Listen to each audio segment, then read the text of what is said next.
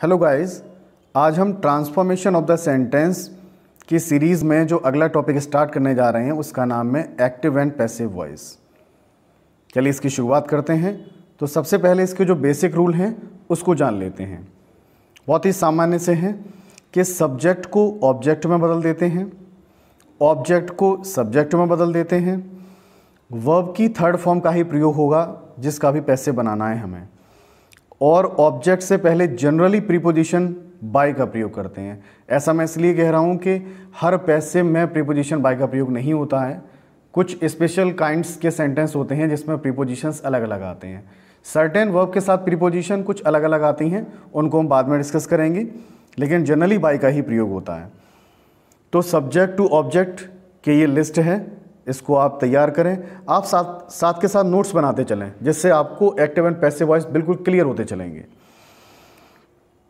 तो लिस्ट ये है कि आई अगर दे रखा है और उसका ऑब्जेक्ट बनाना हो तो आई का ऑब्जेक्ट होता है मी, वी का ऑब्जेक्ट होता है अस, यू का ऑब्जेक्ट होता है यू, दे का ऑब्जेक्ट होता है देम। इसी तरीके से आप इनको बदलेंगे तो आपको ध्यान रखना दोनों तरफ से आपको पता होना चाहिए कि मी का सब्जेक्ट क्या होता है आई, अस का सब्जेक्ट क्या होता है वी, यू का सब्जेक्ट क्या होता है यू ही रहता है, और देम का सब्जेक्ट होता है दे। ही का ऑब्जेक्ट होता है हिम, शी का ऑब्जेक्ट होता है हर, इट का ऑब्जेक्ट इट रहता है, और हु का ऑब्जेक्ट होता है हुम। तो ये कंसेप्ट आपको याद होने चाहिए जिससे कि सेंटेंस बदलते समय आपको कोई भी दिक्कत ना हो। तो शुरुआत करते हैं सबसे पहले टेंस की, प्रेजेंट इंडेफिनिट टेंस। अगर उसके स्ट्रक्चर की बात करें तो प्रेजेंट इंडेफिनिट टेंस आपने पढ़े होंगे। तो सब्जेक्ट प्लस वर्ब की फर्स्ट फॉर्म का प्रयोग करते हैं, एस या ई एस लगा होता है, और बाद में ऑब्जेक्ट का प्रयोग कर देते हैं। यानी सिंगुलर नंबर दिया है तो वर्ब की फर्स्ट फॉर्म में एस ई एस ऐड करते हैं, प्लूरल नंबर दिया होता है तो एस ई एस नहीं लगाते हैं। अगर उसका हम पैसिव बदलेंगे तो इस ऑब्जेक्ट को हम क्या करेंगे, सब्जेक्ट के स्थान पर ले आएंगे। यानी जब ऑब्जेक्ट को यहाँ लेकर आएंगे तो उस ऑब्जेक्ट का यहाँ पर क्या बना देंगे, सब्जेक्ट बना देंगे। और जब प्रेजेंट इंडेफिनिट टेंस का जब पैसिव वॉइस बनाना होगा तो उसमें प्रयोग में लाएंगे इज़ एम आर का प्रयोग करेंगे। अब आपको ये मालूम होना चाहिए कि सिंगुलर नंबर अगर दे रखा है तो हम लगाएंगे इज़, और प्लूरल नंबर दे रखा है तो लगाएंगे हम आर, और आई के साथ हम किसका प्रयोग करते हैं, एम का प्रयोग करते हैं। वर्ब की थर्ड फॉर्म का प्रयोग करना ही है। और मैंने बताया था जनरली क्या करते हैं हम, बाय का प्रयोग करते हैं, और जो ऑब्जेक्ट था ठीक है उसको हमने किस में बदल दिया, सब्जेक्ट में बदल दिया, उसे यहाँ पर ले आएंगे हम बाद में। चलिए एग्जाम्पल के थ्रू समझते हैं। सेंटेंस पहला दिया है कि he plays chess in the evening. ये सेंटेंस दिया है, स्पेलिंग क्या है, CHESS, chess is a game. He plays chess in the evening, कि वह क्या करता है, इवनिंग में चेस खेलता है। अब हमने क्या किया, ऑब्जेक्ट इसका क्या है, ऑब्जेक्ट इसका चेस है, और चेस का हमने क्या बनाया, सब्जेक्ट बनाया चेस, और चेस सिंगुलर है तो सिंगुलर की हमने ये क्या बताया था, इज़, तो लगा दिया इज़। प्ले की थर्ड फॉर्म क्या होती है, प्लेड। और हमने बताया था ऑब्जेक्ट से पहले हम क्या करेंगे, जब इस सब्जेक्ट को ऑब्जेक्ट में बदलेंगे तो वहाँ पर हम बाय लगा देंगे। तो हमने बाय लगा दिया, और अभी आपने पढ़ा था कि ही का ऑब्जेक्ट क्या होता है, हिम, वो हमने यहाँ पे लिख दिया। और ये जो पार्ट रहा इन द इवनिंग, ये हमने एट लास्ट ले लिया। आप इसको ऐसे भी बना सकते थे कि चेस इज़ प्लेड, ठीक है, इन द इवनिंग आप पहले लिख लें और बाय हिम बाद में ले आएँ। दोनों तरीके से बना सकते हैं, सेंटेंस दोनों तरीके से ही सही होगा। लेकिन आपको ये ध्यान में रखना है कि कई बार स्टूडेंट्स ही गलती कर देते हैं कि इसको ऑब्जेक्ट मान लेते हैं, ये ऑब्जेक्ट का पार्ट नहीं है।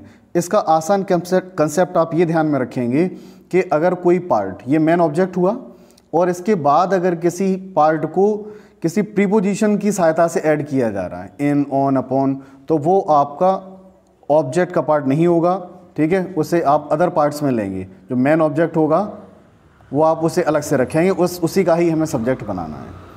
अगला सेंटेंस देखते हैं, you teach me Hindi.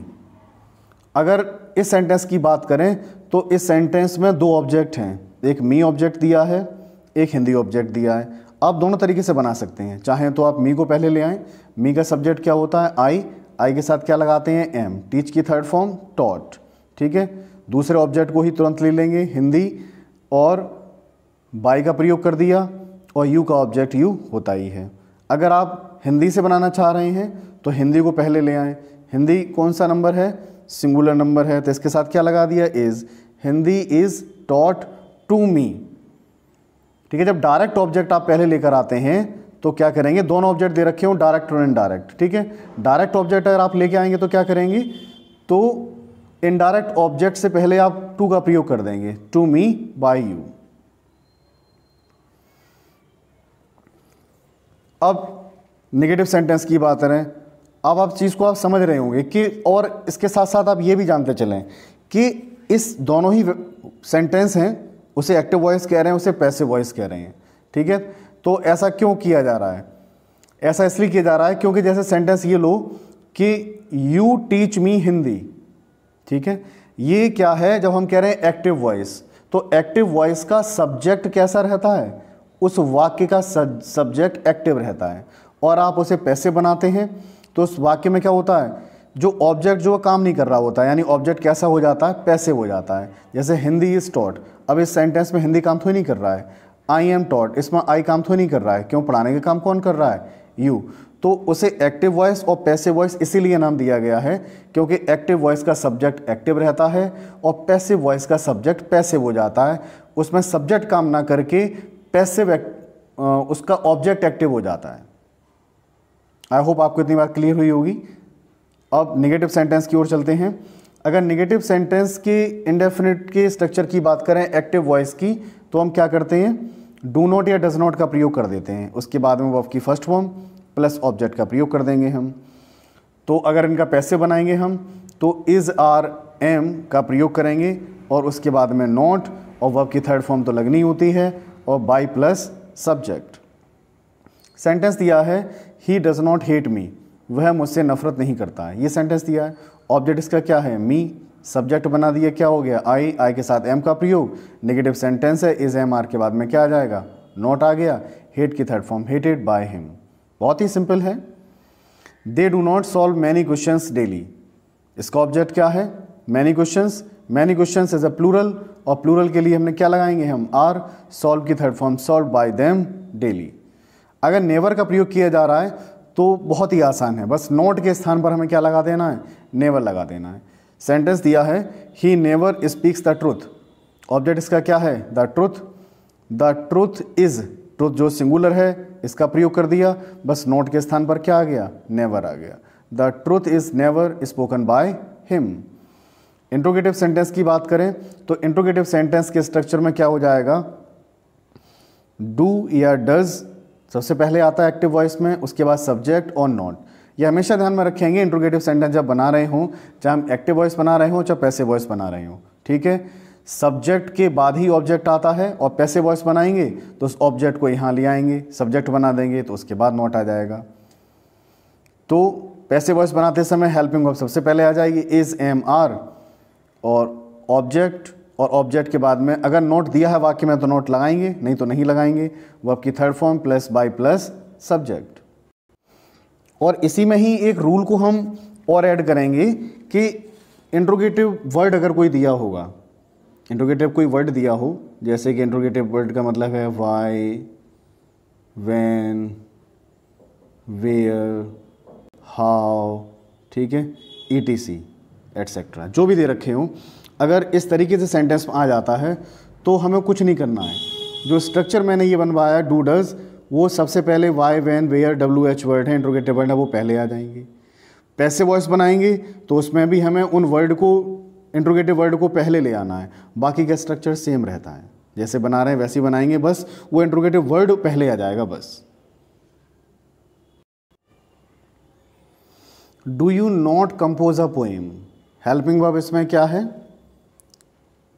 Do लगा दिया है, ऑब्जेक्ट इसका क्या है? इस ऑब्जेक्ट की बात करें तो आप पोएम, आप पोएम सिंगुलर है तो इसके लिए हेल्पिंग वर्ब क्या आ जाएगी? Is a poem. नोट दे रखा है एक्टिव वॉइस में तो पैसिव वॉइस में भी हम नोट लगा देंगे। नॉट कंपोज की third form composed bye you. अब इंट्रोगेटिव वर्ड वाला सेंटेंस देख लो, इसमें सबसे पहले इंट्रोगेटिव वर्ड दे दिया how. How does he copy you, तो कुछ नहीं करना है, इंट्रोगेटिव वर्ड जैसा दिया था वैसे ही लगा दो, बाकी स्ट्रक्चर आपके सामने सेम है। ऑब्जेक्ट इसका क्या है? यू, और you is a plural number, तो हेल्पिंग वर्ब यू के लिए क्या आएगी? Are. How are you object है, सब्जेक्ट बनाएंगे तो यू का सब्जेक्ट भी यू ही रहता है। कॉपी की third form copied by him, इस सब्जेक्ट को ऑब्जेक्ट बना देंगे तो ही का ऑब्जेक्ट क्या होता है? हिम। अब सबसे बड़ी जो दिक्कत रहती है स्टूडेंट्स के लिए वो हु, हुज, हुम, ये चीज़ बहुत ज़्यादा कंफ्यूज करती है। इसको बहुत ही अच्छे से क्लियर करेंगे आप। हम आपको ये बार बार समझाते चले आ रहे हैं कि हु वाक्य में क्या है? हु वाक्य में सब्जेक्ट है। अभी लिस्ट में पहले बताया था कि हु सब्जेक्ट और हु का ऑब्जेक्ट क्या होता है? हुम। चलिए इसको समझते हैं। Who sings a song here, who क्या है वाक्य में? सब्जेक्ट, और इसका ऑब्जेक्ट क्या होता है? हुम। और एक्टिव पैसिव वॉइस में हम क्या करते हैं कि सब्जेक्ट को ऑब्जेक्ट में बदल देते हैं, ऑब्जेक्ट को सब्जेक्ट में बदल देते हैं। तो हु को हमने किस में बदल दिया? हुम। इंट्रोगेटिव वर्ड है लेकिन सब्जेक्ट का काम कर रहा है, ऑब्जेक्ट में हमने बदल दिया, हु का ऑब्जेक्ट हो गया हुम। और आपको मालूम है कि ऑब्जेक्ट से पहले हम क्या लगाते हैं? बाई, तो हमने बाई पहले लगा दिया, बाय हुम। इस वाक्य का ऑब्जेक्ट क्या है? सॉन्ग, ठीक है। और ऑब्जेक्ट को हम क्या बनाएंगे? सब्जेक्ट बनाएंगे। तो ऑब्जेक्ट को जब सब्जेक्ट के स्थान पर लेकर आएंगे तो हेल्पिंग वर्ब उसको देखकर ही तो लगाएंगे हम। तो a song is a singular, तो हेल्पिंग वर्ब क्या आएगी? इज। तो by whom is a song. संग, सिंग की थर्ड फॉर्म क्या हो जाएगी? संग, संग हेयर। Very simple. अब सेंटेंस दिया हुम डू यू टीच हेयर, और हमने आपको बताया कि हुम वाक्य में क्या होता है? ऑब्जेक्ट। हुम क्या है? ऑब्जेक्ट है। और इस वाक्य के सब्जेक्ट की बात करें तो यू क्या है? इसका सब्जेक्ट है। अब जब पैसिव वॉइस बनाएंगे तो ऑब्जेक्ट को सब्जेक्ट और सब्जेक्ट को ऑब्जेक्ट में बदल देंगे। तो हुम जो है ऑब्जेक्ट है, इसका सब्जेक्ट क्या हो जाएगा? हु। तो ऑब्जेक्ट को सब्जेक्ट में बदल दिया, क्या लिख दिया हमने? Who. Who is a singular number, तो सिंगुलर नंबर के लिए क्या लगाएंगे? इज। टीच की थर्ड फॉर्म क्या होती है? टॉट, ठीक है। अब इस यू को सब्जेक्ट है, इसे ऑब्जेक्ट में बदलना है। यू का ऑब्जेक्ट क्या होता है? यू ही रहता है। तो बाई लाकर हमने क्या लिख दिया? You hair. सेंटेंस क्या बना? Who is taught by you here. बहुत अच्छे समझेंगे इसको। हुज एक ऐसा वर्ड है आपके सामने जो वाक्य में सब्जेक्ट भी हो सकता है, ऑब्जेक्ट भी हो सकता है। बस आपको ये पता करना है कि ये सब्जेक्ट है या ऑब्जेक्ट है। अगर सेंटेंस की बात करें, whose son delivers the speech. अब इसमें डिलीवर करने का काम कौन कर रहा है? स्पीच डिलीवर करने का काम कर रहा है हुज सन। इसका मतलब हुज सन वाक्य में क्या है? सब्जेक्ट है। आपको ये बात ध्यान में रखनी है, जब भी इंट्रोगेटिव वर्ड वाक्य में सब्जेक्ट का काम करेगा तो हम क्या करेंगे? सबसे पहले सेंटेंस को बाई से स्टार्ट करेंगे, यानी हु वाले फॉर्मेट से बनाएंगे, क्योंकि हु भी वाक्य में किसका काम करता है? सब्जेक्ट का। तो क्या हो जाएगा? इस सब्जेक्ट को हमने ऑब्जेक्ट में बदला, हुज सन का हुज सन रहेगा, तो बाय हुज सन। स्पीच क्या है? इस वाक्य का ऑब्जेक्ट। इस ऑब्जेक्ट को हम सब्जेक्ट बनाएंगे। जब इस ऑब्जेक्ट को सब्जेक्ट बनाएंगे तो उसी को देखकर ही तो हेल्पिंग वर्ब लगाएंगे। स्पीच इज अ सिंगुलर, तो हमने क्या लगा दिया? Is. By whose son is the speech, और डिलीवर की थर्ड फॉर्म डिलीवर्ड। ये ध्यान में रखेंगे, जब भी इंट्रोगेटिव वर्ड सब्जेक्ट का काम करेगा उसे हु वाले फॉर्मेट से बनाएंगे। कहने का मतलब है कि सबसे पहले सेंटेंस में क्या आ जाएगा? बाय आ जाएगा। अगला सेंटेंस देखते हैं, whose lesson does he study.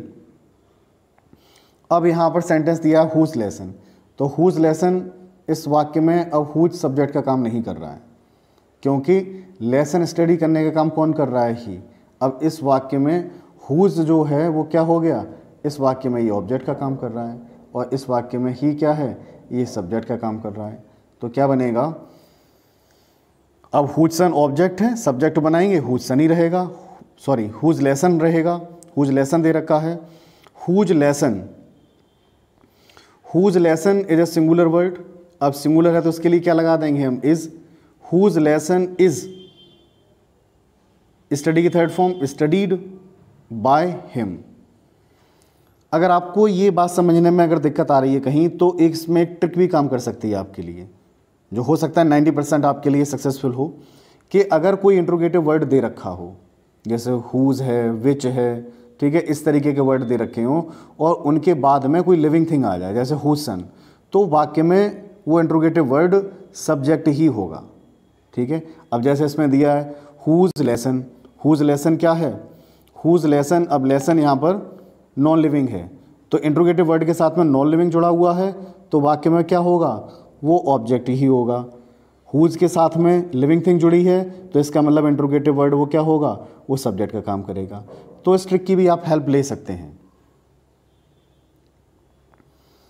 Which students recite the poem in the class. अब विच स्टूडेंट्स, जैसे आपने देखा कि विच स्टूडेंट्स, तो ये वाक्य में क्या हो गया, आप समझ रहे होंगे। तो इस वाक्य में ये विच जो है सब्जेक्ट का काम कर रहा है, और हमने बताया है कि इंट्रोगेटिव वर्ड सब्जेक्ट का काम करेगा, तो इसे वाई वाले कंसेप्ट से बनाएंगे। तो क्या बनेगा, बाय विच स्टूडेंट्स। ऑब्जेक्ट क्या है, पोइम, सिंगुलर है, तो क्या लगाएंगे, helping verb is. By which student is the poem, recite की third form recited in the class. अगला सेंटेंस दिया है, which game does he play daily. अब आप समझ रहे होंगे, आसानी से समझ लेंगे कि विच गेम, यानी विच के साथ में गेम जुड़ा हुआ है जो कि नॉन लिविंग है, इसका मतलब विच क्या है, इसका मतलब विच जो है इस सेंटेंस में ऑब्जेक्ट का काम कर रहा है। ये ट्रिक है, अगर जनरली सेंटेंस को आप समझते हैं, जिन लोगों को दिक्कत आ रही है ट्रिक की हेल्प ले लें, अदरवाइज सेंटेंस बहुत ही आसान है, आप खुद समझ सकते हैं कि विच game does he play daily, इसका मतलब प्ले करने का काम कौन कर रहा है, ही कर रहा है। भाई जो वाक्य में काम करने वाला होता है वही सब्जेक्ट होता है, और क्या कर रहा है, वो खेल रहा है विच गेम, तो ये क्या हुआ, ऑब्जेक्ट हुआ। जिस कंसेप्ट से समझना चाहें उससे समझ लें। अब यहाँ पर विच गेम ऑब्जेक्ट का काम कर रहा है, इसका सब्जेक्ट बनाएंगे तो क्या हो जाएगा, विच गेम ही रहेगा, जो कि सिंगुलर है। उसके साथ में क्या लगाएंगे, इज। प्ले की थर्ड फॉर्म प्लेड। बाय ही इस वाक्य में क्या है, सब्जेक्ट है, इस सब्जेक्ट को ऑब्जेक्ट में बदल देंगे, क्या हो जाएगा, हिम डेली। अगला सेंटेंस दिया है, how many guest take tea in the room. आप समझ रहे हैं, हाउ मैनी गेस्ट इस वाक्य में क्या है, इस वाक्य में how many guest interrogative word जो है सब्जेक्ट का काम कर रहा है, और जैसे ही सब्जेक्ट का काम करेगा हमें सबसे पहले क्या लगाना होगा, बाय। तो by how many guest is. अब इज यहाँ पे क्यों लगा रहे हैं कि इस वाक्य का सब्जेक्ट तो हाउ मैनी गेस्ट, ऑब्जेक्ट क्या है, टी, और हम क्या सीख रहे हैं, एक्टिव से पैसिव बनाना, तो ऑब्जेक्ट को क्या बनाना है हमें, सब्जेक्ट। तो ऑब्जेक्ट को जो सब्जेक्ट के स्थान पर लेकर आएंगे उसी को देखकर तो हेल्पिंग वर्ब लगाएंगे। टी इज सिंगुलर, तो हमने क्या लगा दिया, is. How many guest is tea taken in the room. अगला सेंटेंस दिया है, how much tea does he take in a day. अब इसमें हाउ मच किसका काम कर रहा है, ऑब्जेक्ट का, ठीक है, और सब्जेक्ट इसमें क्या है, ही। अब इस ऑब्जेक्ट को हम सब्जेक्ट बनाएंगे और सब्जेक्ट को ऑब्जेक्ट बनाएंगे, तो इंट्रोगेटिव वर्ड है इसलिए हमने क्या लिख दिया, हाउ मच टी, सिंगुलर है, इज लगा दिया। How much T is taken, और इस ही को ऑब्जेक्ट में बदल देंगे, by him in a day. अगला सेंटेंस दिया है, what do you right in this notebook. अब इस सेंटेंस को आप थोड़ा सा ढंग से समझें। अगर इस वाक्य के हम सब्जेक्ट की बात करें तो राइट करने का काम कौन कर रहा है, यू। इस वाक्य में यू क्या है, सब्जेक्ट है। अगर इसको ऑब्जेक्ट की बात करें तो क्या होगा कि व्हाट डू यू राइट, कि वो क्या लिखता है, तो लिखना है, क्या लिखता है, तो वर्ड जो व्हाट है इसमें क्या है, ये ऑब्जेक्ट है। और एक्टिव वॉइस में पैसिव वॉइस बनाते समय क्या करते हैं, ऑब्जेक्ट को सब्जेक्ट बना लेते हैं, सब्जेक्ट को ऑब्जेक्ट। तो इस व्हाट को बदलेंगे तो क्या रहेगा, व्हाट, ऑब्जेक्ट को सब्जेक्ट बनाया, व्हाट ही रहा, सिंगुलर है, इज लगा दिया, राइट की थर्ड फॉर्म रिटन, ठीक है, बाय का प्रयोग कर देंगे हम, और सब्जेक्ट को ऑब्जेक्ट बनाएंगे तो यू का ऑब्जेक्ट क्या रहता है, यू ही रहता है। तो what is written by you in this notebook. I hope आपको ये कंसेप्ट अब इंट्रोगेटिव वाला पूरा क्लियर हो गया होगा। इसी तरीके से हम आगे के सेंटेंसेस को बनाना सीखेंगे। तो इंट्रोगेटिव वाला जो कंसेप्ट है, how many, how much, whose, which, ये बिल्कुल क्लियर हो गया होगा। जब आगे सेंटेंस बनाना हम सीखेंगे तो कुछ नहीं करना है हमें, बस हेल्पिंग वर्ब चेंज होगी, बाकी का जो इंट्रोगेटिव वर्ड को बदलने का कंसेप्ट है वो बस सेम रहेगा। इसी तरीके से हम इस सीरीज़ को आगे बढ़ाते चलेंगे। अगले लेक्चर में हम आपको सिखाएंगे past indefinite tense. Thank you very much guys.